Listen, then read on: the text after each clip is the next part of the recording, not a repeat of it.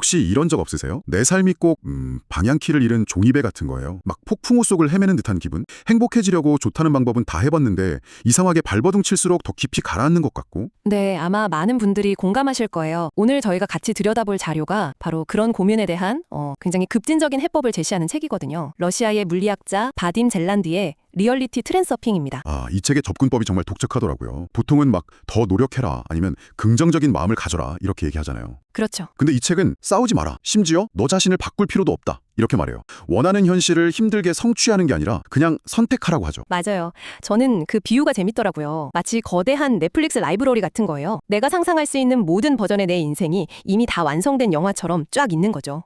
내가 부자가 된 인생? 예술가가 된 인생? 뭐 지금이랑 비슷한 인생까지요? 네. 그리고 우리는 그냥 리모컨으로 어떤 영화를 재생할지 선택만 하면 된다는 거예요. 와, 그 비유 정말 확 와닿네요. 그럼 우리가 지금부터 파고들 내용이 바로 그 리모컨 사용법이겠군요. 그렇죠. 가능태 공간이라던가 펜듈럼 같은 좀 생소한 개념들이 나오던데 하나씩 제대로 한번 풀어보죠. 네, 그 거대한 넷플릭스 라이브러리. 책에서는 이걸 가능태 공간이라고 불러요. 과거, 현재, 미래의 모든 가능한 시나리오, 그러니까 모든 인생 트랙에 담겨있는 무한한 정보의 장인 거죠. 정보의 장이요? 네, 여기서 핵심은 우리가 어떤 생각과 감정의 주파수를 내보내느냐, 바로 그 주파수에 맞는 인생 트랙, 그 영화가 우리 눈앞에 딱 펼쳐진다는 거예요. 주파수라는 표현이 되게 재밌네요. 라디오 주파수 맞추는 것처럼요? 네, 딱 그 비유가 맞아요. 그럼 만약에 제가 계속 난 왜 이렇게 운이 없지? 이런 생각만 하고 있으면 제 삶이라는 라디오에서는 계속 운 없는 사건들만 나오는 채널에 고정된다. 뭐 이런 뜻이겠네요. 정확해요. 이게 단순히 긍정적으로 생각하자는 그런 막연한 구호랑은 차원이 다른 거예요. 내가 지금 방출하는 이 에너지의 진동수가 말 그대로 어떤 버전의 현실을 물리적으로 불러올지 결정한다는 거죠. 훨씬 더 능동적이고 좀 기술적인 선택의 문제에 가깝군요. 맞습니다. 알겠습니다. 우리가 내보내는 에너지 주파수에 따라 다른 인생 트랙으로 옮겨간다는 건 이해가 됐어요. 근데 좀 이상하지 않아요? 대부분의 사람들은 다 행복하고 풍요로운 트랙을 원하잖아요. 그렇죠. 그런데 왜 이렇게 많은 사람들이 원치 않는 현실에 머물게 되는 걸까요? 뭔가 우리의 에너지를 막 고갈시키고 특정 주파수에 묶어두는 그런 방해꾼이라도 있는 건가요? 바로 그 방해꾼이 있습니다. 책에서는 그걸 펜듈럼이라고 불러요. 치계추라는 뜻이죠. 펜듈럼이요? 그게 대체 뭐죠? 쉽게 말해서 사회적 분위기나 대세가 살아 움직이는 거라고 생각하시면 돼요. 예를 들면 월드컵 때 막 터져나오는 대한민국 함성 같은 거예요. 혹은 특정 정치 이념에 대한 맹목적인 지지나 반대, 아니면 특정 주식에 대한 투자 열풍, 이런 것들처럼 많은 사람들이 한 곳에 감정 에너지를 막 쏟아붓잖아요. 네, 그렇죠. 그럼 그 생각 자체가 힘을 얻어서 스스로 막 흔들리면서 더 많은 사람들을 끌어들이고 더 많은 에너지를 요구하게 돼요. 이게 펜듈럼인 거예요. 그러니까 어떤 생각에 동조하는 사람들이 많아지면 그 생각 자체가 독립적인 생명력을 갖게 된다는 거군요. 소셜미디어에서 특정 이슈가 확 불타오르면서 모두의 감정을 한쪽으로 몰고 가는 것도 이것도 일종의 펜듈럼 현상이겠네요. 아주 좋은 예시예요. 그리고 이 펜듈럼들의 목표는 딱 하나예요. 뭔데요? 바로 지지자들의 에너지를 먹고 계속 더 크게 흔들리는 거. 여기서 진짜 교묘한 점은 이게 긍정적인 지지든 부정적인 반대든 가리지 않는다는 거예요. 그 부분이 정말 좀 섬뜩하네요. 그럼 제가 매일 아침 뉴스 보면서 세상 돌아가는 일에 분노하고 걱정하는 그 마음조차도요. 사실은 거대한 불안 펜듈럼이나 분노 펜듈럼의 배를 불려주고 있었던 셈이네요. 안타깝게도 그렇죠. 더 좋은 세상을 만들고 싶다는 선한 의도에서 한 건데도요. 펜듈럼에게 우리의 의도는 전혀 중요하지 않아요. 당신이 자기를 어느 쪽으로 미는지, 뭐 칭찬하면서 미는지, 욕하면서 미는지 눈꼽만큼도 관심 없어요. 그저 당신의 감정 에너지가 자기 주파수랑 공명하기만 하면 되거든요. 대중매체가 계속해서 불안이나 공포를 조장하는 뉴스를 내보내는 것도 결국 그런 파괴적인 펜듈럼의 생존 방식인 셈이죠. 잠시만요. 그럼 이 에너지 흡혈귀 같은 펜듈럼에 어떻게 대처해야 하죠? 책에서는 절대로 맞서 싸우지 말라고 하던데요. 그건 너무 소극적인 태도 아닌가요? 사회에 명백히 잘못된 펜듈럼이 있으면 비판하고 싸우는 게 시민의 의무라고 생각할 수도 있잖아요. 아주 중요한 지적이에요. 그냥 무시하라는 건 좀 회피처럼 들리기도 하고요. 여기서 트랜서핑이 말하는 싸우지 말라는 건 굴복하라거나 외면하라는 뜻이 아니에요. 펜듈럼이 정해놓은 그 분노와 대립이라는 게임의 룰 안에서 놀아나지 말라는 거죠. 게임의 룰이요? 네. 펜듈럼이랑 싸우는 행위 자체가 내 감정 에너지를 그 펜듈럼 주파수에 동조시켜서 에너지를 그냥 갖다 바치는 꼴이 되거든요.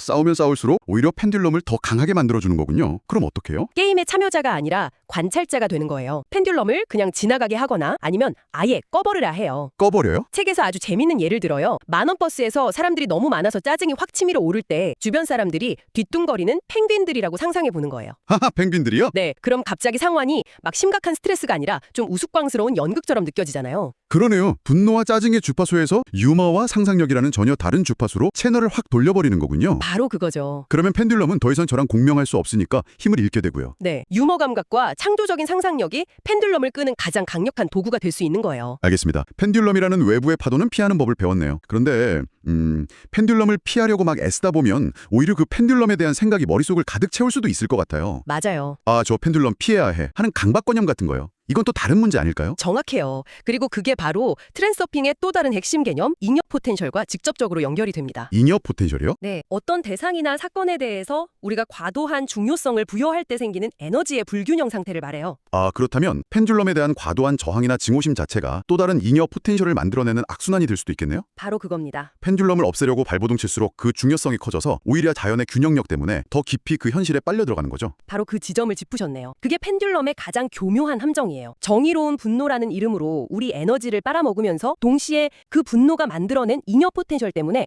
우리를 그 불쾌한 현실에 더 단단히 묶어두는 거죠. 와, 정말 무섭네요. 근데 잉여 포텐셜은 부정적인 감정뿐만 아니라 긍정적인 감정에서도 생길 수 있는 거죠. 물론이죠. 예를 들어 이 시험에 합격 못하면 내 인생은 끝이야 하면서 너무 간절히 원하거나 네, 그것도 잉여 포텐셜이죠. 반대로 난 저 사람처럼은 절대 안 될 거야 라고 끔찍하게 싫어하는 마음, 심지어 과도한 자부심이나 심한 죄책감 같은 것들도요. 맞아요. 그 모든 게 잉여 포텐셜을 만들어내요. 우주는 본질적으로 균형을 추구하기 때문에 이 에너지 불균형을 해소하려는 균형력이 반드시 작동하거든요. 근데 이 균형력이 우리가 원하는 방향과 정반대로 작용할 수 있다는 게 문제죠.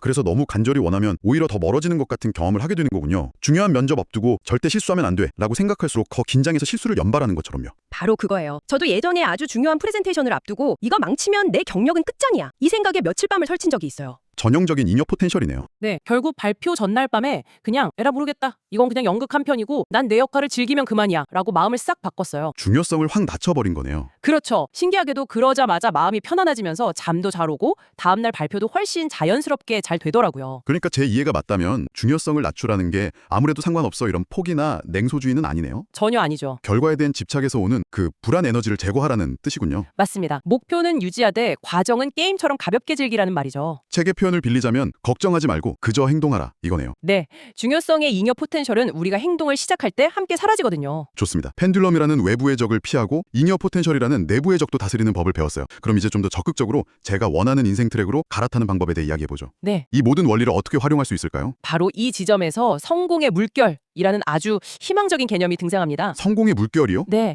이건 펜듈럼이랑은 달라요. 우리 에너지를 필요로 하지 않는 말 그대로 운 좋은 상황들의 자연스러운 흐름이에요.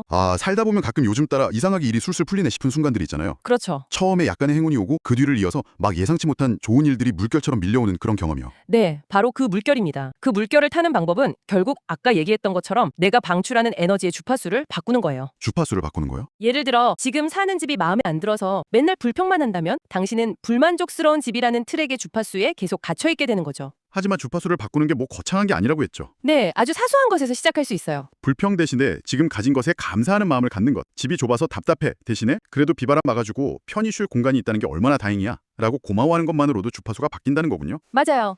그런 사소한 감사함, 길가에 핀 꽃을 보고 느끼는 작은 기쁨 같은 것들, 그런 걸 통해서 긍정적인 진동을 세상에 보내는 거죠. 그러면 그 진동에 맞는, 즉 성공의 물결이 흐르는 인생 트랙으로 자연스럽게 미끄러져 들어간다. 바로 그겁니다. 이 모든 이야기가 결국 하나의 결론으로 이어지는 것 같아요. 우리는 더 이상 세상에 무언가를 막 간청하거나 불평하면서 요구하는 그런 존재가 아니라는 깨달음이요. 네, 책에서 아주 중요한 관점의 전환을 제시하는데요. 바로 돈이나 성공 같은 것들을 목표 그 자체가 아니라 내가 진정한 목표를 향해 나아갈 때 자연스럽게 따라오는 부수물로 여기는 태도예요. 그러니까 부자가 되는 것을 목표로 삼는 게 아니고요. 네, 그게 아니라 내가 진정으로 원하는 것. 예를 들어 세계 곳곳을 여행하며 글을 쓰는 삶이라던가 나만의 작은 농장에서 말을 기르는 삶 같은 영원히 원하는 목표 자체에 집중하라는 거죠. 당신이 그 진정한 목표를 향해 나아갈 때 그 목표를 이루는 데 필요한 돈이나 자원은 저절로 따라온다는 거예요. 대부분의 사람들은 이걸 반대로 하는군요. 맞아요. 진짜 목표는 잊어버리고 수단인 돈만 쫓다가 결국 돈도 행복도 얻지 못하게 되는 경우가 많죠. 운명이라는 게 정해진 길을 따라가거나 아니면 피 터지게 싸워서 쟁취하는 게 아니네요. 네. 무한한 가능성의 라이브러리에서 내가 원하는 영화를 의식적으로 선택하고 그 영화의 주파수에 나 자신을 맞추는 아주 섬세한 과정이라고 할 수 있겠어요. 오늘 저희가 현실을 무한한 가능성의 공간으로 보고 우리 에너지를 빼앗는 펜듈럼의 영향력에서 벗어나고요. 또 과도한 중요성을 낮춰서 균형을 유지하는 법에 대해 알아봤어요. 네. 궁극적으로는 내가 원하는 현실을 선택할 수 있다는 세상을 보는 완전히 새로운 관점을 얻었죠. 맞아요. 처음에 제가 말했던 그 폭풍우 속 종이배 비유로 돌아가자면 더 이상 파도에 맞서서 미친 듯이 노를 젓거나 절망할 필요가 없는 거네요. 그렇죠. 대신 바람의 방향을 읽고 돛의 각도를 잘 조절해서 내가 원하는 항구로 흘러들어가는 법을 배우는 것과 같군요. 와, 아주 멋진 비유예요. 그리고 이 책은 마지막으로 정말 흥미로운 질문 하나를 우리에게 던져요. 어떤 질문이죠? 우리의 영혼은 이미 최적의 길, 가장 행복한 인생 트랙이 어딘지를 알고 있다는 거예요. 그리고 마음의 편안함 또는 불편함이라는 아주 미묘한 신호로 계속 우리에게 말을 건네고 있대요. 새벽별의 속삭임이라고 아름답게 표현하죠. 새벽별의 속삭임이라. 머리는 이성적인 계산으로 이게 맞아 라고 외치는데 왠지 모르게 마음 한구석이 계속 불편하고 꺼림칙한 그런 경험들 말하는 거군요. 네, 마음은 논리나 상식으로 계산하지만 영혼은 생각하지 않고 그저 알고 느낀다고 하죠. 그래서 영혼은 실수를 하지 않는다고요. 그렇다면 오늘 여러분이 탐색해볼 마지막 생각은 이것이겠네요. 다음에 무언가 중요한 결정을 내려야 할 때 머릿속의 복잡한 계산을 잠시 멈추고 스스로에게 이렇게 한번 물어보는 건 어떨까요? 이 선택에 내 영혼이, 내 마음이 정말로 편안한가? 라고 말이죠. 그 조용하고 미세한 내면의 목소리에 귀 기울일 때 우리는 과연 어떤 새로운 길, 어떤 예상치 못한 가능성의 문을 발견하게 될까요?